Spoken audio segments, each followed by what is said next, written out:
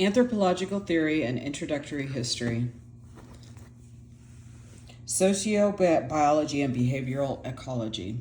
Unlike most other 20th century anthropological perspectives, sociobiology, evolutionary psychology, and behavioral ecology seek to explain human behavior in terms of Darwin evolutionary theory. In the remainder of this introduction, we will use the term sociobiology to stand for all three of these fields, except as needed to differentiate viewpoints. Just as Charles Darwin, 1809 to 1882, proposed the theory of natural selection to account for biological evolution of physical characteristics, sociobiologists propose that differential reproductive success shapes the evolution of social behavior of all organisms, including humans. The basis of Darwinian evolution is that the individuals with those variations best adapted to their environment reproduce more than those lacking such variations. As a result, each subsequent generation will include a higher percentage of such individuals. Sociobiologists argue that because humans are biological organisms, they are subject to the same evolutionary laws as other life forms. Given that there is a genetic component to behavior, they say those behavioral patterns that improve an organism's adaptations to its environment will be selected for and reproduced in future generations. Cultural analogies to evolution are not new in anthropology, as outlined in the first section of this volume. Many 19th century thinkers believed that the goal of anthropology was to describe and illustrate how culture evolved from primitive to civilized and simple to complex. Sociobiology differs from this in fundamental ways. Most important 19th century thinkers viewed evolution as a metaphor or analogy. Herbert Spencer, for example, focused on what he termed the organic analogy. For these scholars, the history of society was like the evolution of biological organisms. Theirs was an argument by comparison. Furthermore, to the extent that they focused at all on the mechanisms of evolution, they understood these in Lamarckian terms. That is, they believed that cultural innovations were developed in one generation and passed on to the next. 19th century evolutionists believed that the societies evolved in the direction of increased size, complexity, and interdependence. Their vision of evolution had little to do with Darwin's notion of natural selection through reproductive success. In fact, they feared the reproductive success of some segments of society, the poor, the infirm, various minority groups, viewing it as a force that could be undermined the evolutionary progress of society. Modern-day sociobiologists, to the contrary, are very specifically concerned with Darwinian fitness. They understand human behavior to have evolved under the pressure of reproductive success. Natural selection favors those behaviors that led to greater numbers of offspring. The belief points to another important distinction between contemporary sociobiologists and 19th century evolutionists. The work of 19th century scholars was strongly teleological. They believed that human social evolution was an active process that created increasingly perfect societies. Sociobiologists, on the other hand, are largely concerned with the past. They argued that since social organization is of greater complexity than the foraging band has occurred only in the last several thousand years, and since biological evolution is a slow process, humans must be biologically adapted to the social conditions of foragers. They speculate that many problems we experience happen because we live in the 21st century, with behaviors adapted to ancient foraging lifestyles. Sociobiology grew out of the work of evolutionary biologists, geneticists, ethologists, and anthropologists studying primate behavior. The animal behavior specialist Konrad Lorenz, 1903 to 1989, Karl von Frisch, 1906 to 1982, and Nicholas Tinbergen, 1907 to 1988, were particularly influential. These three published widely in the 1950s and 60s and shared a Nobel Prize in 1973. Although some anthropologists and biologists, including Lionel Tiger, 1937, and Robin Fox, 1934, had been published on sociobiological themes since the 1960s. The publications that brought sociobiology to the critical attention of anthropologists and the general public were two books published in 1975 and 1976. Sociobiology, The New Synthesis by Harvard biologist E.O. Wilson, published in 1975 and 1976. Sociobiology. I'm so sorry. Okay. Biologist E.O. Wilson and The Selfish Gene by Oxford biologist Richard Dawkins, 1941. These authors adopted an approach that saw social behavior as a controlled in principle by particular genes. In Wilson's and Dawkins' view, evolutionary selection for behavior occurred at this level because reproductive success amounted to increasing the frequency of certain genes in future generations. In effect, they proposed that humans were little more than the vehicles genes used to reproduce themselves.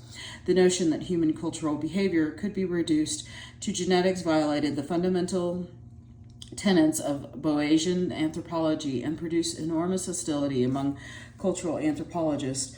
Of the many criticisms, most focused on 3 points. First, sociobiological studies looked at behavior in terms of reproductive success and population genetics, but ignored the effects of culture and learning, which most anthropologists claim are extremely powerful influences on human society. Second, virtually all sociobiological research was conducted on animals and insects rather than humans. Wilson's own work, for example, was concerned with ants. Anthropologists doubted that research findings based on insect behavior were applicable to human behavior. Finally, sociobiology was critically dependent on the notion that specific human behaviors could be linked to specific biological genes. Selection for the behavior was in fact selection for the genes that produced them. However, no conclusion linked between a specific gene and a specific behavior has ever been demonstrated in normal human beings. Clearly, people with genetic abnormalities, such as Down syndromes, do show such gene-specific behaviors. Most anthropologists argued that although genetically based predispositions to behavior may exist, the very diversity of human behavior makes a direct connection between a specific behavior and a particular gene very unlikely. Even though many of the flaws of the early work in sociobiology have been corrected, it remains one of the most contentious areas within anthropology, so contentious that each time this book is reviewed for a new edition, several reviewers encourage us to remove this section. Part of the hostility of a continuing reaction to the extreme claims sociobiologists made in the 1970s and early 1980s when they frequently asserted that sociobiology would render all forms of social science obsolete. Today, it would be hard to find a sociobiologist who would support this radical notion. Beyond this, sociobiological biology is inimical of sociobiologists on grounding at least some behavior in universal genetic predisposition runs contrary to cultural anthropologists' emphasis on the primacy of culture itself as the determinant of human social life.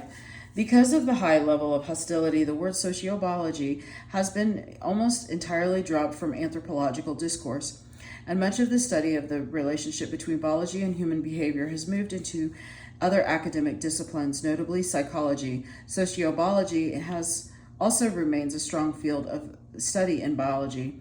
Several distinct approaches can be distinguished in current-day sociobiology.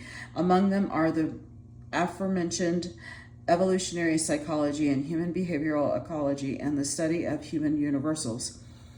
Evolutionary psychology is concerned primarily with the analysis of the mind as a device formed by natural selection. Evolutionary psychologists hypothesize that the mind is composed of a large number of functionally specialized neural circuits. These circuits were designed by natural selection to solve adaptive problems faced by our foraging ancestors. Evolutionary psychologists attempt to describe brain circuits, show how they work. what information they are designed to process, and what they are designed to accomplish in a foraging context. Cosmize and Tooby, 1997. A second focus, human behavioral ecology, looks at to integrate earlier forms of cultural ecology with more recent understandings of biological ecology. It emphasizes populations rather than cultures. Cormindy and Brown, 1998. Rather than focusing on the mind, human behavioral ecologists focus on testing the hypothesis that culturally patterned traits actually enhance fitness. A third current approach involves the search for human universals.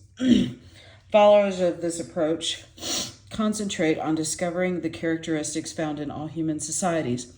They presume that ultimately such traits must be primarily based in human evolutionary biology and adaptation, but do not focus their studies there. The articles chosen for this section show some of the evolution of the sociobiological approach. This selection in Essay 22, the introduction from E.O. Wilson's classic Sociobiology, the new synthesis, is an example of early sociobiology. Wilson's approach is extremely reductionist. His text is polemical statement in support of the idea that all human cultural behavior ultimately will come to be understood as a reflection of underlying genetic forces. The selection in Essay 23, The Hunting Handicapped, by Rebecca Blige Bird, Eric Alden Smith, and Douglas W. Bird, takes an approach based in behavioral ecology. It tries to explain how evolution might select for a behavior that is wasteful, in this case, the hunting of fish and turtles by means that are more difficult and inefficient than necessary. Although sociobiology in all of its forms continues to be rejected by most cultural anthropologists, it remains popular in psychology and among the general public. At least two factors help to explain its persistence. First, medical success and high-profile research have generally focused attention on the role of genetic inheritance in human life. As evidence emerges that things as diverse as cancers and religious sentiments may have genetic and biochemical basis, people are more willing to examine a connection between biology and behavior. C. Sloan, 2006. Second, many anthropologists have reacted vehemently against postmodernism and the notion that no objective description of culture or anything else is possible.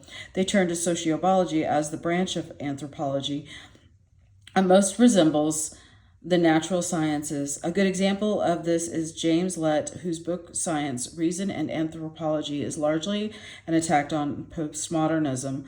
Lett takes postmodernism anthropologists to task for their polemic approach to debate and goes on to define anthropology as the scientific study of human evolution. Although there are many promising new technologies, as Gene Robinson et al. Note, understanding specific relationships between genes and social behavior, genes and social behavior in any species is extraordinarily difficult. As we have seen, research in sociobiology tended to focus on considering what behaviors might have led to the reproductive successes under the environmental and social conditions of foraging.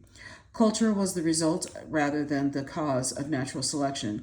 However, much new work forces on culture-gene coevolution. It may be the cause that culture affects genes as much as genes influence culture.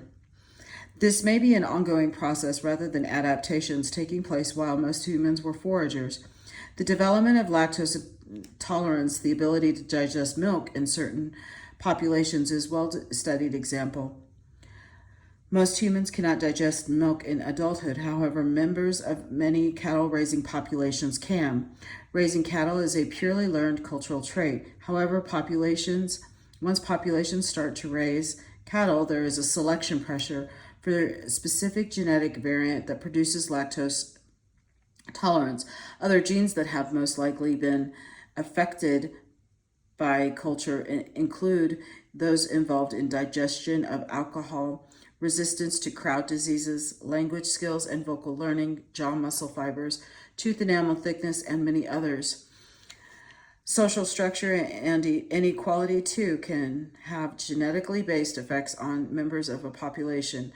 Nada Borgal, et al., 2012, showed that childhood poverty had biochemical effects on the expression of DNA in adults. Other studies suggest that such changes may last several generations. Thus, the relationship between biology and culture may be far more complex than either the sociobiologists of the 1970s and 1980s or their opponents ever suspected. Here's the suggested ratings, and this is the end of this part. Thank you.